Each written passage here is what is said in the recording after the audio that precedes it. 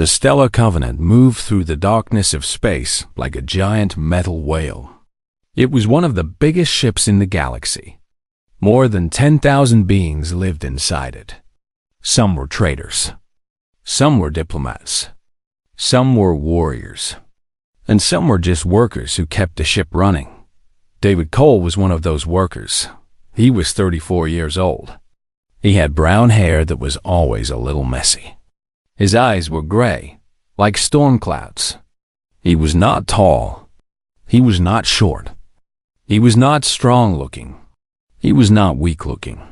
He was just ordinary, the kind of man you would forget 5 minutes after meeting him. David worked in the lower decks. He moved cargo boxes from one place to another. He fixed broken machines. He cleaned spills.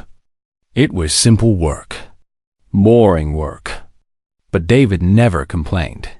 He just did his job quietly and went back to his small room at the end of each day. The other species on the ship did not pay much attention to humans.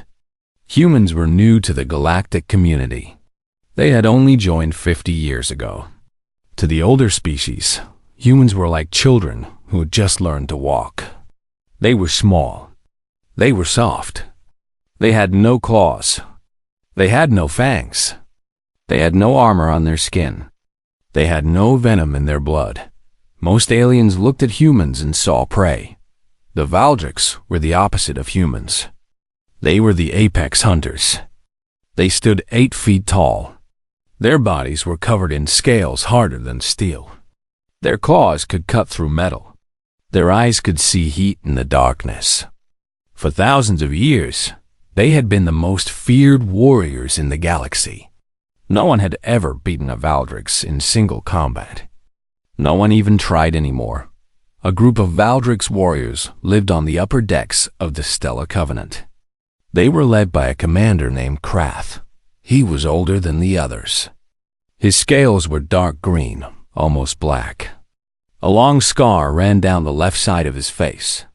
When he walked through the hallways, other species moved out of his way. Even the bravest aliens did not want to make eye contact with him.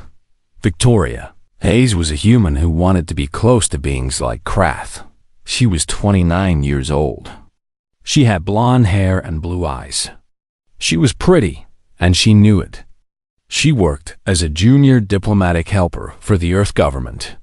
Her job was to make friends with important aliens and help humans look good. But Victoria had a problem. She was ashamed of being human, that she hated how other species looked at her. She hated being called weak. She hated being treated like a child. So she decided to act like she was better than other humans. She wore expensive clothes. She learned alien languages. She laughed at alien jokes, even when they made fun of her own kind. She thought that if she was different enough from other humans, the aliens would accept her. It was working. Slowly, the diplomats and traders on the upper decks started to like her. They invited her to their parties. They let her sit at their tables. They told her she was not like those other humans. Victoria loved hearing that. One evening, there was a big gathering in the diplomatic hall. Important beings from 12 different species were there. They ate strange foods and drank colorful drinks and talked about trade deals and politics. Victoria stood near a group of alien diplomats, laughing at something one of them said. That was when David Cole walked in. He was lost. A shipment of medical supplies had gone missing, and he had traced it to the upper decks. He had never been to this part of the ship before. He did not know he was walking into the middle of a fancy party. Everyone stopped talking. David stood in the doorway in his dirty work uniform. There was grease on his hands. His boots were old and worn. He looked around at all the wealthy aliens in their beautiful clothes, and his face turned red. "I am sorry," he said quietly. "I am looking for cargo container 774. Medical supplies." They were sent to the wrong place. No one answered him. They just stared. Victoria felt her heart drop. A human worker. Here, in front of everyone. looking exactly like what the aliens thought all humans were: dirty, poor, and stupid. She had to do something. She had to show the aliens that she was not like him.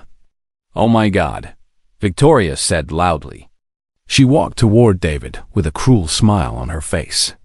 "Did you get lost, little man? This is the diplomatic hall, not the garbage room." David looked at her. His gray eyes showed no anger, no surprise, just a quiet kind of patience. "I'm sorry, ma'am," he said. "I will leave. You should be sorry." Victoria laughed. She turned to the aliens around her, making sure they were watching. This is why the galaxy thinks humans are pathetic. Because of people like him. Look at him. He cannot even find his way around a ship. Some of the aliens laughed. Not all of them, but enough. David did not react. He just stood there. Victoria stepped closer to him. She was enjoying herself now. "Do you even know how to read? Maybe the signs were too hard for you. Maybe we should put pictures on them instead of words." "I can read, ma'am," David said quietly. "Then why are you here?" Victoria demanded. "Why are you embarrassing all of us? Go back to your cargo boxes. Go back to where you belong. And take a shower. You smell like a machine." David nodded slowly. "Yes, ma'am. I apologize for the trouble." He turned and walked out of the room. He did not argue. He did not defend himself. He just left. Victoria smiled and returned to her alien friends. They patted her on the shoulder and told her she handled that well. She felt proud. She had shown them that she was different. She was special. She was not like that dirty worker. But in the corner of the room, Krath the Valdric's commander had watched the whole thing. His yellow eyes followed David as the human left. His head tilted slightly to one side. Something was wrong. Krath had spent 60 years hunting and killing. He had learned to read body language better than any other being in the galaxy. He could tell when prey was scared. He could tell when an enemy was confident. He could tell when someone was lying. And right now, something did not make sense. The human worker had not been scared. Not even a little bit. When Victoria was screaming at him, his heartbeat had stayed calm. His breathing had stayed even. His muscles had stayed relaxed. That was strange. When prey was attacked, they showed fear. When weak beings were insulted, they showed shame or anger. But this human had shown nothing. It was like the woman's words meant nothing to him. Like she was not even worth getting upset about. Krath had seen that kind of calm before. But only in one type of being. Predators, the most dangerous predators in the galaxy, did not react to small threats. They did not waste energy on things that could not hurt them. They simply waited. And watched. And stayed calm. Until it was time to kill. Krath watched the door that David had walked through. His claws tapped against his legs slowly. "Interesting," he said quietly to himself. "Very interesting." He would remember this human. He did not know why yet, but he had learned to trust his instincts. And his instincts were telling him that the small, quiet cargo worker was not what he appeared to be. Not at all. 3 days passed after the party. Life on the Stellar Covenant continued as normal. David Cole went back to moving cargo boxes. Victoria Hayes went back to impressing aliens. And Krath the Valdric's commander went back to training his warriors. Then everything changed. It happened at 3 in the morning, ship time. Most beings were sleeping. The lights in the hallways were dim. The ship was quiet and peaceful. The first explosion hit the docking bay. The second explosion hit the security center. The third explosion hit the engine room. Alarms started screaming. Red lights flashed everywhere. The ship shook like a giant animal in pain. People woke up and ran into the hallways, confused and scared. Pirates. The Hollow Reapers. They were one of the most dangerous pirate groups in the galaxy. They attacked ships, stole everything valuable, and killed anyone who fought back. They had been planning this attack for months. They knew exactly where to hit the Stellar Covenant to cause the most damage. 50 pirate ships surrounded the Stellar Covenant. Hundreds of pirates boarded through the broken docking bay. They wore black armor and carried plasma rifles. They moved fast and they moved together. The ship's security teams tried to fight back. They failed. The pirates had better weapons and better training. Within 20 minutes, half the security force was dead. The rest were hiding. The pirates split into groups. Some went to the cargo holds to steal supplies. Some went to the engine room to take control of the ship. And one group, the biggest group, went to the diplomatic hall. Victoria Hayes was there when they came. She had been sleeping in her room near the diplomatic wing. The explosions woke her up. She ran into the hallway, wearing only her sleeping clothes, and almost ran into a pirate. The pirate grabbed her by the hair and dragged her to the diplomatic hall. 40 other diplomats were already there. They were sitting on the floor with their hands behind their heads. Pirates stood around them with guns pointed at their faces. The pirate leader was a large alien with 4 arms and skin, like dried leather. His name was Vex. He had killed more than 1,000 people in his career. He smiled when he saw Victoria. "Another human," he said. His voice sounded like rocks grinding together. "Good. Humans make good hostages. Your government pays well for your soft little bodies." Victoria was shaking. Tears ran down her face. She had never been so scared in her life. She thought about all the times she had called herself brave. All the times she had looked down on other humans. Now she was crying like a child and begging for her life. Vex put a device on the wall. It beeped with a red light. "Bombs," he explained to the hostages. 20 of them. All around this room. If anyone tries to rescue you, I push a button. Everyone dies. Simple. The pirates contacted the ship's command center. They made their demands. A huge amount of money. Safe passage off the ship. If they did not get what they wanted in 6 hours, they would start killing hostages. One every 10 minutes. On the upper decks, Krath and his Valdrix warriors prepared for battle. They were not afraid of the pirates. They were not afraid of anything. But the bombs were a problem. If they attacked the diplomatic hall, the pirates would kill everyone inside. "We need another way," Krath said. "We need to find the pirates' weak point." That was when the reports started coming in. At first, they were confusing. A pirate team in the lower decks had gone silent. No one knew why. Then another team went silent. Then another. A security camera caught something strange. A shadow moving in a dark hallway. Then a pirate was pulled into the darkness. He did not scream. He just disappeared. Another camera. Another hallway. A pirate walking alone. Then something hit him from behind. His neck bent the wrong way. His body dropped. The shadow kept moving. Krath watched the footage with his yellow eyes. His claws dug into the table. "What is that?" One of his warriors asked. "I do not know," Krath said. "But I want to find out." He ordered the ship's computer to track the shadow. The computer tried. It failed. Whatever was moving through the lower decks was too fast and too smart to be tracked. But the computer did notice a pattern. The shadow was moving toward the diplomatic hall, and it was killing every pirate in its path. Krath went to the security command center. He demanded to see the personnel files of everyone on the ship. He wanted to know if any passengers had military training. The computer showed him hundreds of files. Soldiers, guards, mercenaries. None of them were doing anything useful. They were all hiding or fighting in small groups that kept losing. Then Krath remembered the human from the party. The quiet one with the gray eyes. The one who did not show fear. "Show me the file on David Cole," he said. "Human, works in cargo." The computer searched. Then it stopped. "File is restricted," the computer said. "Classification level, maximum. Origin, Earth Military Archive.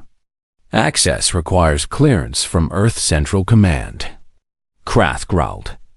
"Override the restriction." Command authority. Override denied. File is sealed by Earth government. Reason given, national security. Krath stared at the screen.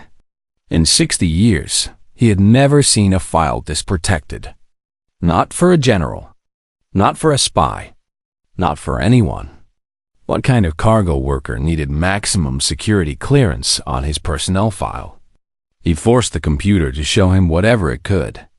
Most of the information was blacked out, but a few words remained visible. Project Ghost Protocol. Classified Human Enhancement Program. Active Service, Human HFY War. Specialty, Close Combat Elimination. Status, Decommissioned. Memory Suppression. Complete. And one more line. At the very bottom. Confirmed solo kills, 347. Unconfirmed. Unknown. Krath stopped breathing. 347 kills. By one human. In close combat. He thought about what he knew of the human HFY War. It had happened 30 years ago.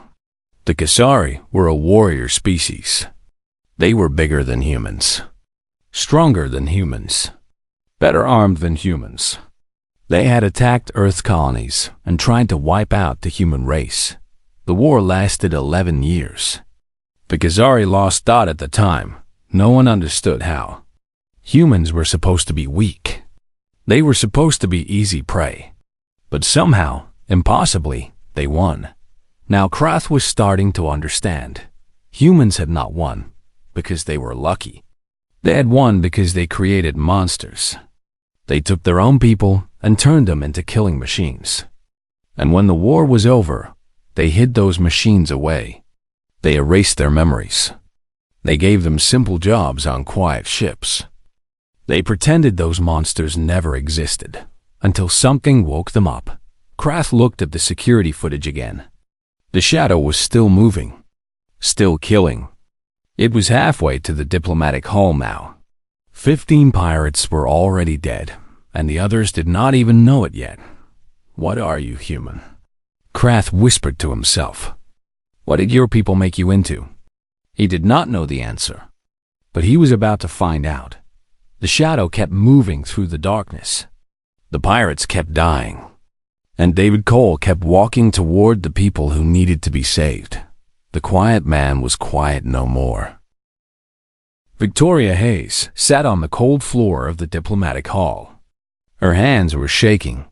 Her legs were numb. She had been sitting in the same position for 2 hours, and she was afraid to move. Afraid that the pirates would notice her. Afraid that they would choose her as the first hostage to die. The pirate leader, Vex, walked around the room slowly. He was enjoying himself. He liked seeing the fear in the hostages' eyes. He liked knowing that their lives belonged to him now. 2 hours left, Vex said. Then we start killing. 1 every 10 minutes. Who wants to be first? No one answered. No one even looked at him. Vex laughed. Do not worry. I will choose for you. I always choose the ones who think they are special. The ones who think they are better than everyone else. He looked at Victoria. She felt her heart stop.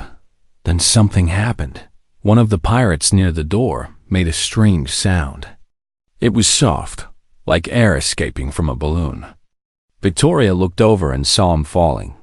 Just falling. His body hit the ground, and he did not move again. The other pirates turned toward the door. They raised their weapons. They were confused. They did not understand what was happening. A second pirate fell. Then a third. Then the lights went out. The room was completely dark for 3 seconds.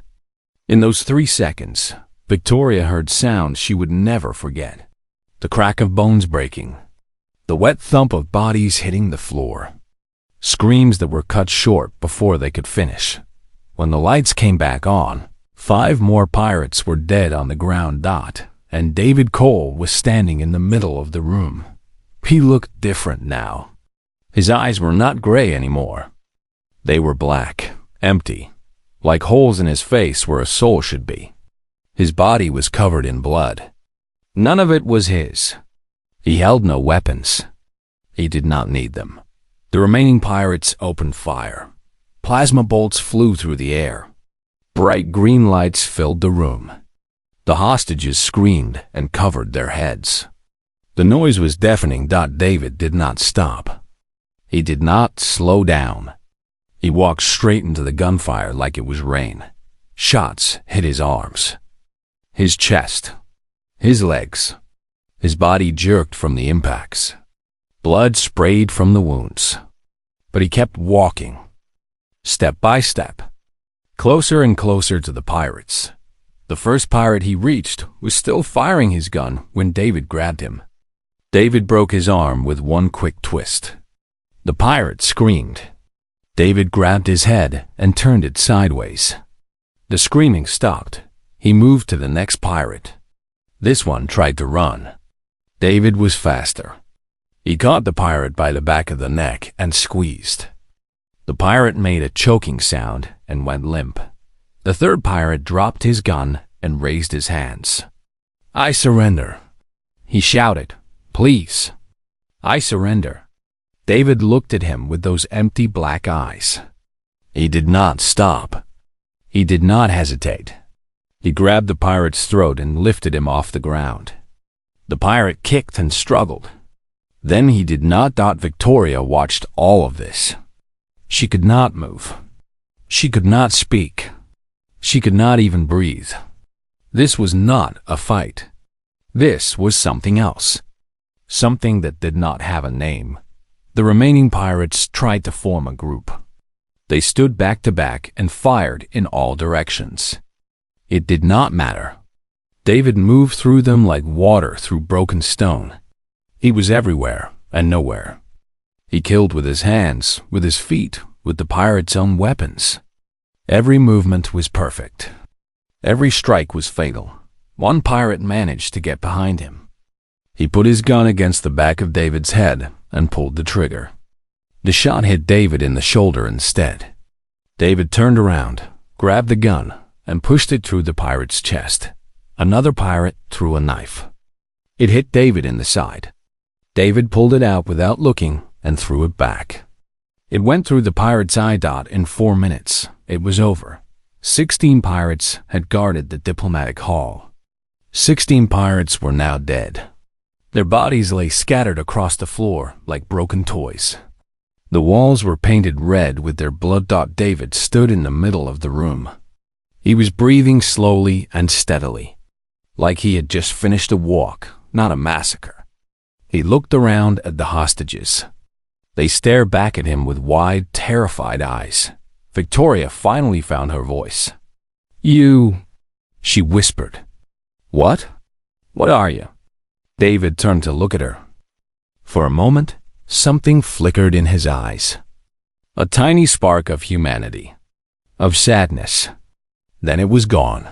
"You should get to the escape pods, ma'am," he said quietly. His voice was calm, polite, like he was giving directions to a lost tourist. "There are more pirates on the ship. You will be safer there." Victoria could not answer. She just stared at him. David looked down at himself, at the blood on his hands, at the wounds on his body. He seemed almost surprised to see them. "The bombs are disabled," he said.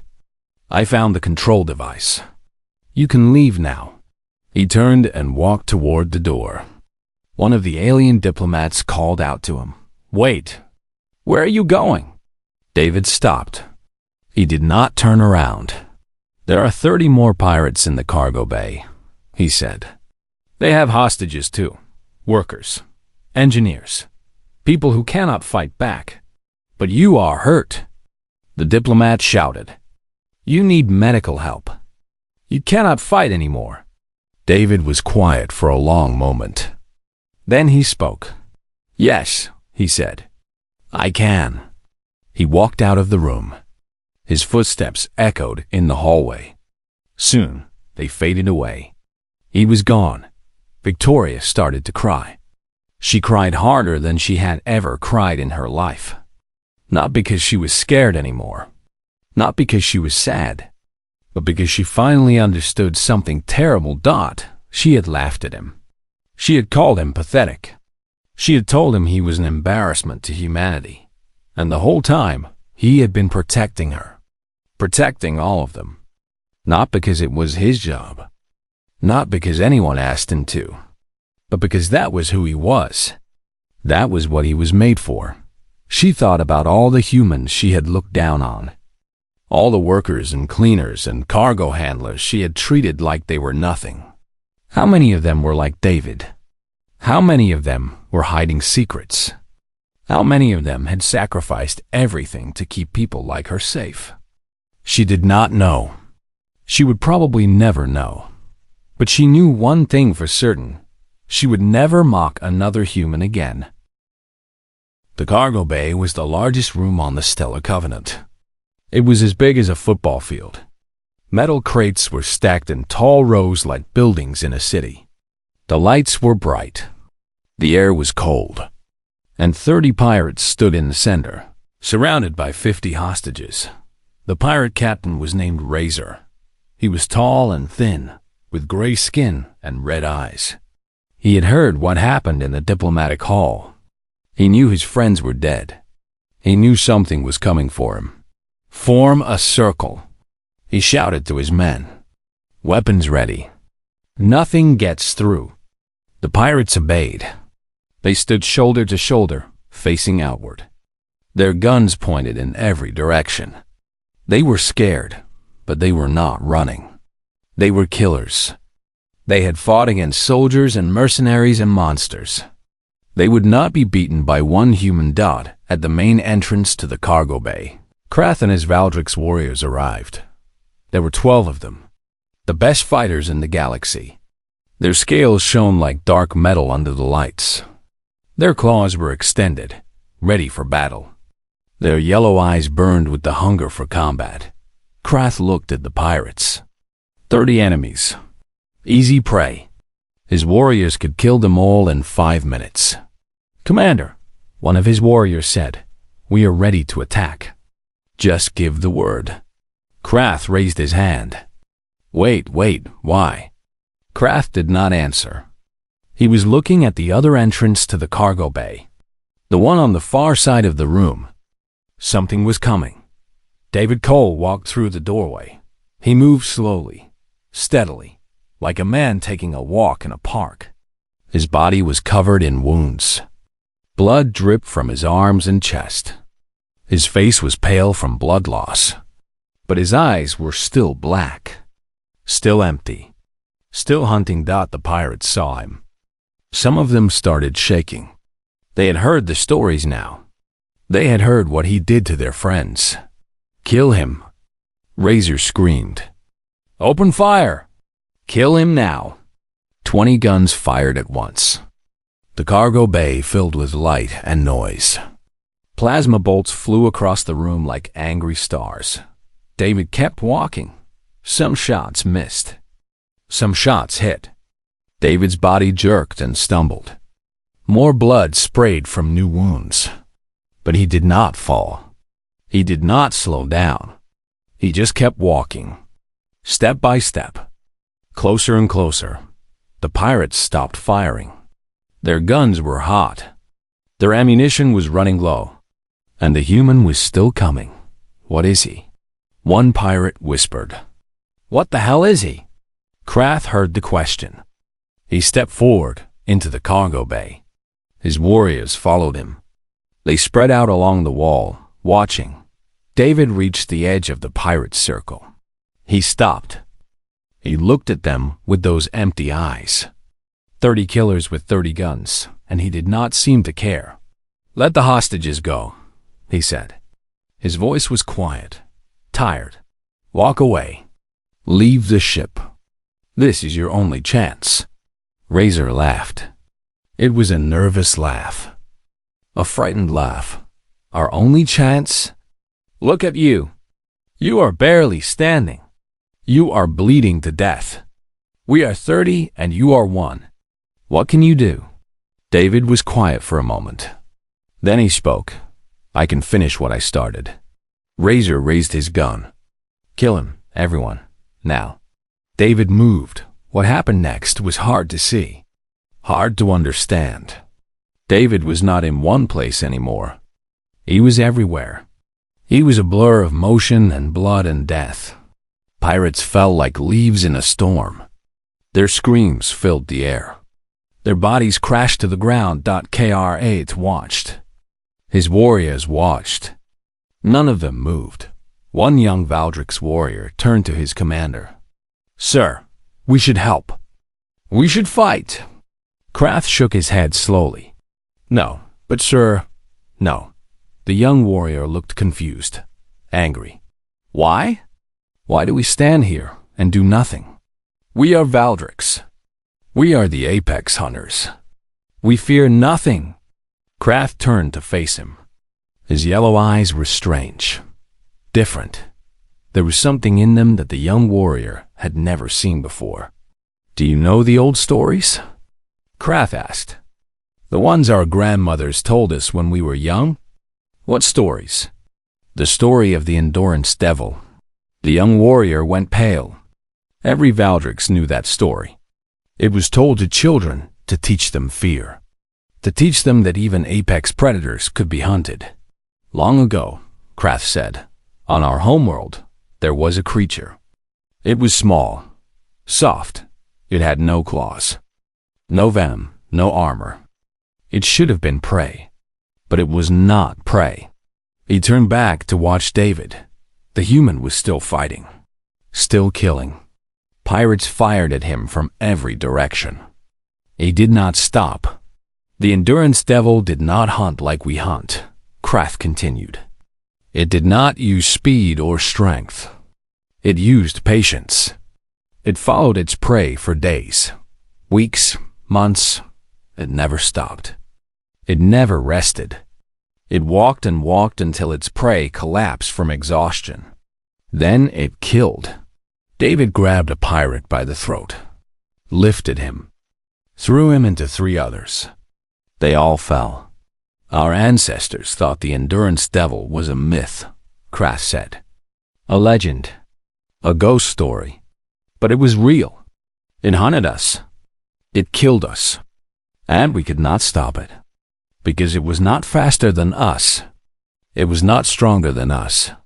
It simply refused to die. It simply refused to stop." 12 pirates were left now. 10. 8. "The humans," Krath said, "are the children of the Endurance Devil. We did not know. The galaxy did not know. They hid their true nature. They pretended to be weak. They smiled and traded and made peace. But underneath, they are what they have always been." 5 pirates left. 3. 1. Razor stood alone. His gun was empty. His hands were shaking. David walked toward him slowly. "Please," Razor begged. "Please, I surrender. I will do anything. Just let me live." David stopped in front of him. He looked at the pirate captain with those empty eyes. "You took hostages," David said. "Workers. Innocent people. You were going to kill them. I am sorry. I am sorry." David's hand shot out. He grabbed Razor by the face, lifted him off the ground. "I am not." There was a crack. Razor went limp. David dropped him to the floor. It was over. David stood alone in the center of the cargo bay. 30 bodies surrounded him. He was covered in blood and wounds. He should have been dead 10 times over. But he was still standing. Krath walked toward him. His warriors stayed back. They did not want to get close to the human. They were afraid. For the first time in their lives, the apex hunters were afraid. Krath stopped a few feet from David. The human looked at him. Those empty black eyes met Krath's yellow ones. "You watched," David said. "You did not help." Krath nodded slowly. "This was your hunt. Not ours. You could have saved lives. Ended it faster. Yes. Why did you not? Krath was quiet for a long moment. Then he spoke. Because I wanted to see. I wanted to know what humans really are. He paused. Now I know? David said nothing. Krath bowed his head. It was the first time he had ever bowed to anyone. The galaxy made a mistake, Krath said. We looked at you and saw prey. We saw weakness. We were wrong. You are not prey. You are not weak. You are the most dangerous thing in the universe. He raised his head. You are the thing that hunts the hunters. The battle was over. The pirates were dead. The hostages were safe. Medical teams ran through the ship, helping the wounded. Security officers counted bodies. Engineers worked to repair the damaged systems. David Cole was found in a corner of the cargo bay. He was sitting on the floor with his back against a metal crate. His eyes were closed. His breathing was slow.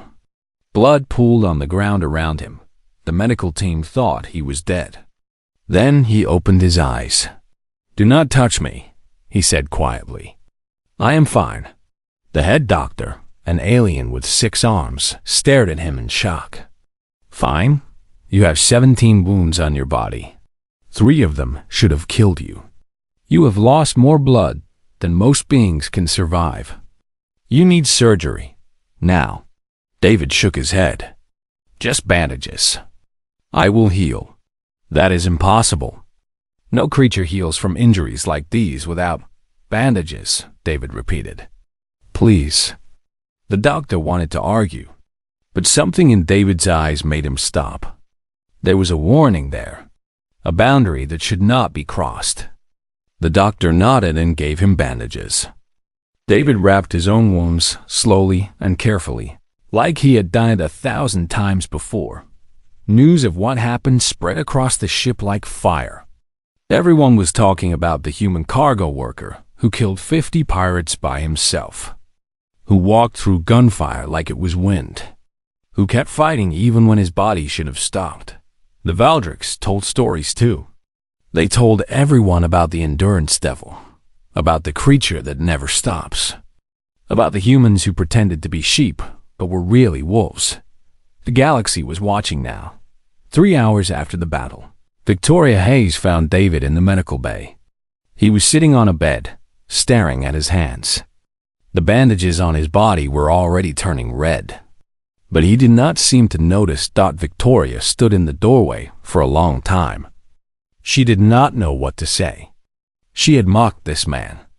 She had laughed at him. She had called him everything terrible she could think of. And he had saved her life anyway. Finally, she walked into the room. Can I sit down? She asked. David looked up at her. His eyes were gray again. Not black. The monster was gone. He was just a tired man with too many scars. If you want, he said. Victoria sat on a chair near his bed. For a while, neither of them spoke. I am sorry, Victoria said at last. For what I said at the party. For everything. David did not react. He just kept looking at his hands. I was cruel, Victoria continued. I was stupid. I thought that if I looked down on other humans, the aliens would respect me more. I thought being different from my own kind would make me special. It is okay, David said. No, it is not okay. I treated you like garbage. And you did not even get angry. You just walked away. Why? Why did you not say anything? David was quiet for a moment. When he spoke, his voice was soft, almost sad, because you were not a threat, and I do not waste energy on things that are not threats. Victoria felt a chill run down her spine. It was such a simple answer, such a cold answer, but it explained everything. What are you? She whispered. What did they do to you? David closed his eyes. I am what humanity made when we had no choice. When we were small and weak and the galaxy wanted to destroy us. He paused. His hands were shaking slightly. 30 years ago, the Kasari attacked our colonies. They were bigger than us, stronger, better armed. They thought humans would be easy to kill. They thought we would run and hide and beg for mercy. Victoria listened. She had learned about the Human-Kasari War in school, but the teachers had never told her this part. We did not run, David said. We did not hide. We did not beg. Instead, we found our best soldiers and made them into something more. We changed their bodies. We changed their minds. We removed their fear. We removed their limits. We made them into weapons. He opened his eyes and looked at her. I was 6 years old when they took me. I do not remember my parents. I do not remember my childhood. I only remember training, fighting, killing. For 20 years, that was all I knew. Victoria felt tears forming in her eyes. I am so sorry. Do not be sorry. It was necessary. The Kasari were going to wipe out every human in the galaxy. Someone had to stop them. He looked down at his hands again. We stopped them. We won the war. And then they did not need us anymore. What happened? They erased our memories. They gave us new identities. They sent us to quiet places where we would never be found. They hoped we would live normal lives and die peacefully. A small, bitter smile crossed his face. But some things cannot be erased. Some things sleep inside you, waiting to wake up. Victoria understood now. David had been sleeping for years, working his simple job, living his simple life, forgetting the monster he used to be. Then the pirates came, and the monster woke up. The galaxy does not know, she said. They do not know what humans really are. David nodded. That is on purpose. Earth wants the galaxy to think we are harmless, friendly, peaceful. They want everyone to underestimate us. Because if the galaxy ever learns what we can do, if they ever see the truth, they would be afraid. Yes, they would be very afraid. Victoria thought about this. She thought about all the aliens who had looked down on humans, all the species who had called them prey, all the warriors who had laughed at human weakness. They had no idea. Humans were not sheep pretending to be wolves. They were something far more dangerous. They were extinction events wearing friendly smiles. They were the things that hunted hunters, and they had been hiding in plain sight the whole time. A knock came at the door. Krath, the Valdrix commander, stepped into the room. He was carrying something in his clawed hands. A blade. It was beautiful, with a silver edge and a handle made of black stone. This is the blade of ancestors, Krath said. It is the highest honor a Valdrix warrior can give. It has been in my family for 200 years. He held it out to David. I want you to have it. You have earned it. David looked at the blade. Then he shook his head. I cannot accept that. Why not? Because I am not a warrior. I am just a cargo handler. Krath made a sound that might have been a laugh. His mandibles clicked together. You are much more than that. You are a legend now. Every species in the galaxy will hear what you did today. I do not want to be a legend. I just want to be left alone. Krath was quiet for a moment. Then he put the blade on the table beside David's bed. Keep it anyway, he said. Perhaps one day you will change your mind. He turned to leave. At the door, he stopped and looked back. I have one question, he said. The soldiers like you, the weapons that Earth created, how many of them are there? David did not answer. Hundreds? Krath asked. Thousands? Silence. More? David looked at him with tired gray eyes. Enough. Krath nodded slowly. Then may the galaxy never see what happens when all of you wake up. He left. Victoria sat with David for a while longer. Then she stood up. I should go, she said. But thank you for saving me, for saving all of us. David nodded. You are welcome. Victoria walked to the door. She stopped and turned back one last time. David, I will not tell anyone about what you are. Your secret is safe with me. David looked at her. For the first time, something like warmth appeared in his eyes. Thank you, he said. Victoria left. David sat alone in the medical bay. He looked at the Valdrix blade on the table. He thought about the life he used to have, the monster he used to be, the war he helped win. Then he stood up, ignored his wounds, and walked out of the room. There was cargo to move, machines to fix, a simple job to do. The monster went back to sleep, but it was always there, just beneath the surface, waiting. Because that was what humans did. They waited. They endured. They survived. And when the galaxy needed saving again, they would be ready. They were always ready.